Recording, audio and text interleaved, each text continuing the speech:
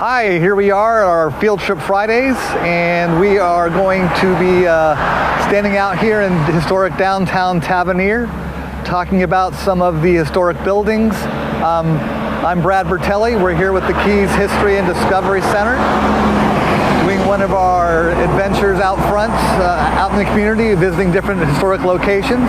And today we're hitting historic downtown Tavernier.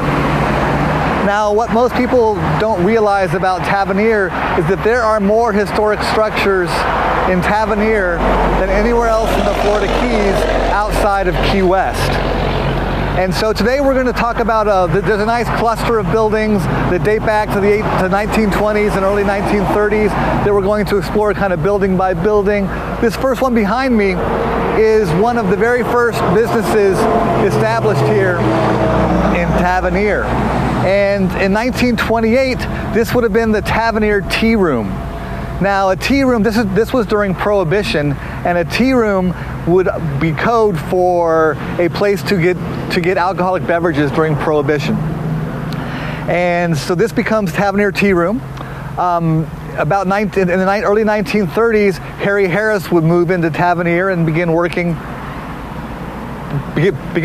for Standard Oil Company. But he would also, and partner with working for Hugh Mackenzie, Mac Mackenzie. And he would purchase this building, and it would become Harry's Place, which was a really kind of iconic restaurant bar in the 30s. Green turtle steaks, crawfish salad, broiled lobster. It has been a lot of things since then. Today it's for sale. All these buildings are for sale. But we're going to move down here to the next building in line. Now, when this was built, it was just this building in the 1920s, and then this space would have been empty. And then suddenly you're walking behind backwards, and I'm not. That wasn't the original plan. All right. This is the Tavernier Hotel. The building was constructed about 1935. Mac Mackenzie and Alonzo Cothran did the actual construction. Now, this building was not built as a hotel. Today it's kind of the iconic Tavernier Hotel. It was actually built as a movie theater. When it opened, 1937-ish, it wasn't very successful as a movie theater, so it was converted into a hotel. And if we come around the backside here, when the building was originally built, you'll notice up on the second floor, there were no windows because it wanted to be nice and dark for the theater. And then in 1939, it began its conversion from a theater to a hotel, and they installed the windows. And today, some air conditioning boxes so it doesn't get too hot in there. Now, this yellow building was just kind of refurbished in the last several years. This was actually a gas station. So kind of as I'm looking out into what's today the Overseas Highway, these would be the gasoline pumps.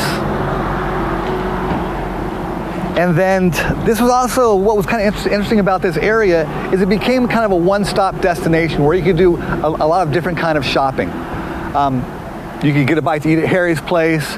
You could catch a movie at the hotel, at the theater. But in the back, there was also a lumber store. There was an auto parts store. There was, or a garage. There was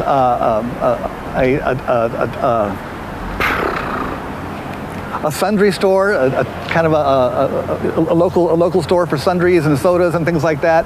And there was the gas station. And the gas station is one of the earlier pieces of the puzzle that kind of came together here in Tavernier. Now, behind me is a building kind of recognized today as Cafe Mocha. And that building in 1932 was called the Key Theater. That was the original theater, and then Mac decided to build a bigger theater, which is when the Tavernier Hotel structure came into play. After the theater moved from that structure back behind us to the the big Tavernier building, the hotel building, this became the tavern store where you could grab your, some sundries, some sodas, ice cream, medicines and things for your everyday life. And this turns out to be one of the very first strip malls, if you want to call that, in the Florida Keys, where you kind of stop and do a lot of shopping at one time. Today, this is Cafe Mocha, a great place to come, for a cappuccino and a croissant. It's been a lot of things in between. Restaurants, the Copper Kettle. When I first moved down here in about 2000, that was the restaurant that was there. Old Tavernier. Old Tavernier was there.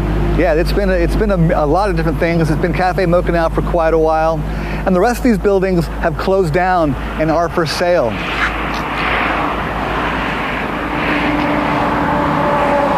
And what we have is in this area and in the roads and the kind of the community behind it is where a lot of the early settlers here in the 1920s, 1930s kind of lived.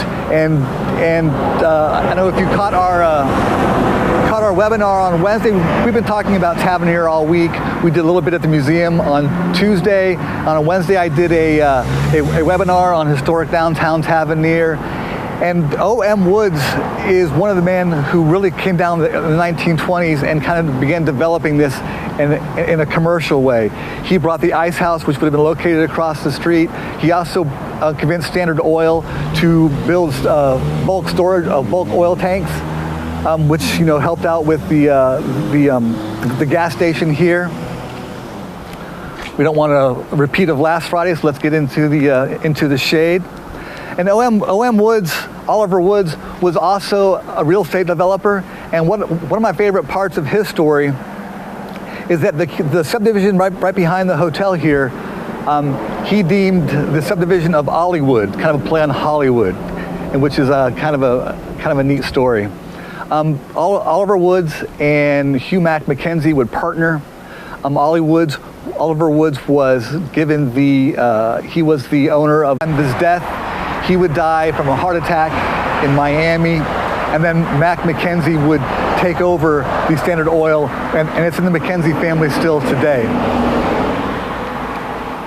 All right, if you guys have any questions, feel free to type them in. And For some reason today, Brad, I'm not seeing any comments, and I see that Jill is watching, so I'm sure she's commenting and chatting with people, but I have no idea why they're not showing up on my screen. All right, well. So no questions, I'm sorry, and we're prepared with microphones for me to read them to you and everything. It's always an adventure on Field Trip Fridays. Fortunately, Erin has a bumper head this time, and I haven't been bitten by any fire ants.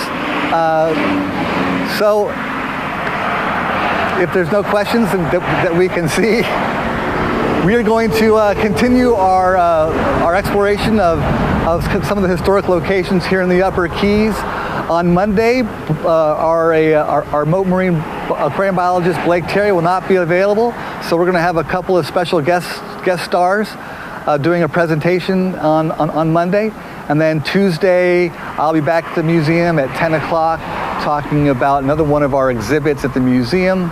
And then on Wednesday, we have a really great webinar with an archaeologist. You're up. Oh, I'm up on Wednesday. Cocktails with a Curator. Ryan's on June 10th. All right, so next Wednesday it'll be me with Cocktails with a Curator, which is a kind of an open hour session where I'll be drinking a beer and you'll be at home having something to drink, and you can ask me. It's a web-based environment, and you can ask me kind of any question you want, and I'll do my best to answer them.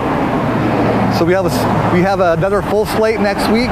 Monday, Tuesday, Wednesday, Thursday I'll be back at the museum exploring more exhibits. Friday we'll have another place in the Upper Keys talking about another historic aspect. And in the meantime, hope you guys have a safe weekend, and we'll see you next week. Thanks so much.